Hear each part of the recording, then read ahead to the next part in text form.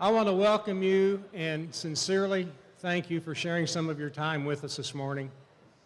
This is the most important hour of the year for the Kids Center as far as community support goes, and that's why your presence here is so appreciated.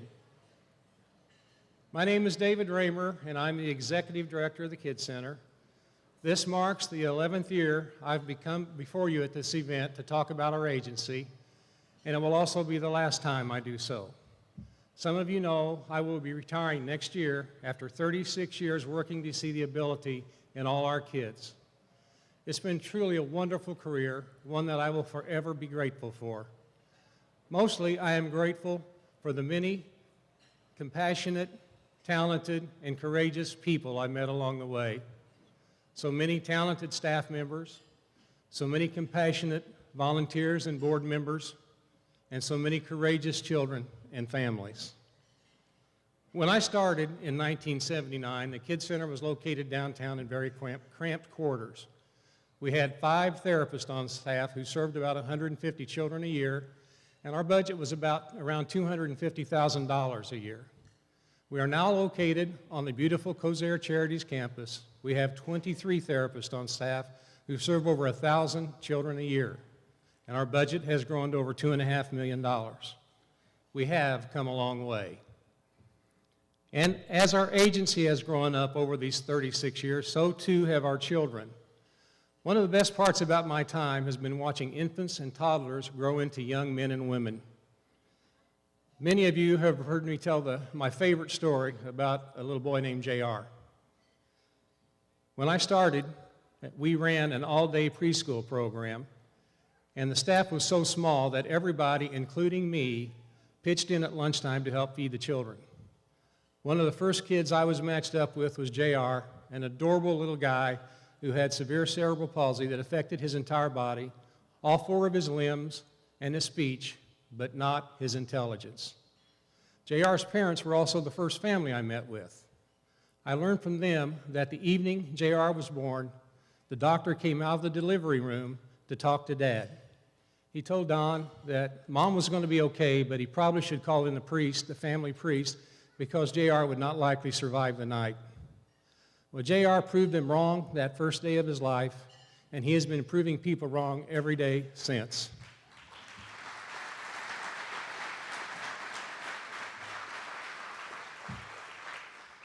JR survived when they thought he wouldn't.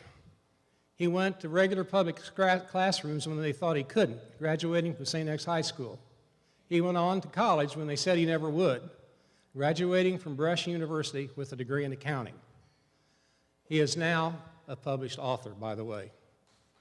About a little over 10 years ago, JR came to me and said he wanted to give back to the agency that had helped him so much as a child. He was nominated to our board of directors and sits on our board today. That same little boy that called me Mr. Raymer as a child now calls me Dave and is one of my bosses. JR, I'd like for you to stand and be recognized, please.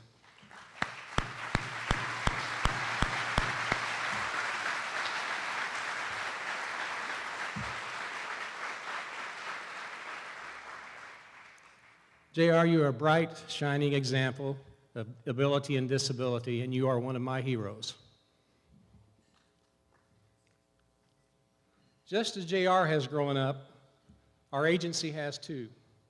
If you've visited our center, you've seen our brightly colored walls, met our friendly and talented staff, noticed the equipment and tools we have in place to help special children thrive.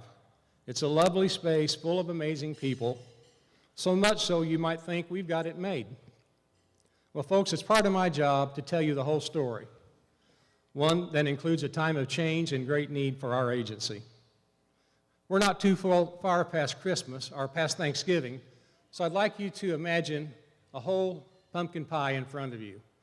I know I can do that easily. I had one in front of me Thanksgiving, and it lasted 2 days.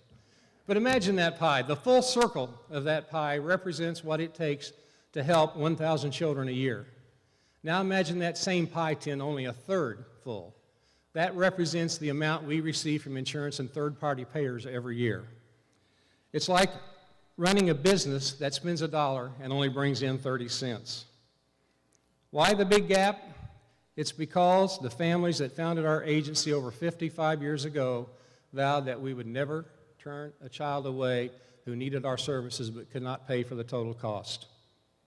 Yes, we can bill insurance, and yes, if the contract allows it, we can bill the family the remainder.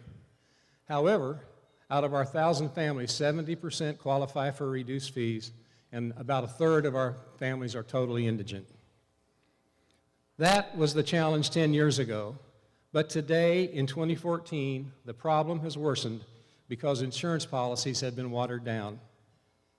Insurance companies pay less, and the burden has shifted to the families who already face enormous cost raising a child with special needs. Recently, I was told by a new family starting therapy that their insurance policy had a $10,000 deductible. Their child could come to one therapy session a week for an entire year, and their insurance would never kick in. At one time a week, their fees would rise to over $5,000, and many of them can only afford to pay a small portion of that. So where does the rest come from if they cannot pay? Well, luckily, we get funding from places like United Way and Kosare Charities, but we are still left with a gap of 40% of our budget. When I started in 1979, we did hardly any fundraising. Today, we must raise $1 million a year to honor that promise that we will never turn a child away who needs our services. I've often told people that watching JR grow from a toddler into a successful man is really the defining story of my time at the Kids Center and a great example of what our work is all about. Our team was able to help JR and his parents look past his disability, to see his potential, to find his true ability within his disability. Friends, we've got an amazing nonprofit program. After me, you're going to hear some very moving stories about the impact we make. But again, my job is to tell you how much we need each and every person in this room. Every bit of support matters, no matter how large or how small. And as the guy who's been writing the checks and paying the bills, I can tell you that we need every penny to keep up the good fight. I look around this room and I am truly, truly humbled by the turnout. I see some familiar faces that were here when I started in 1979, and I also see an incredible amount of new energy. To both groups, thanks again for being here with us this morning. Thank you for caring about these children, for believing in them, and believing in our team. Thank you for everything you can do today and tomorrow to make sure we never have to turn a child away. All of that's a wrap for me.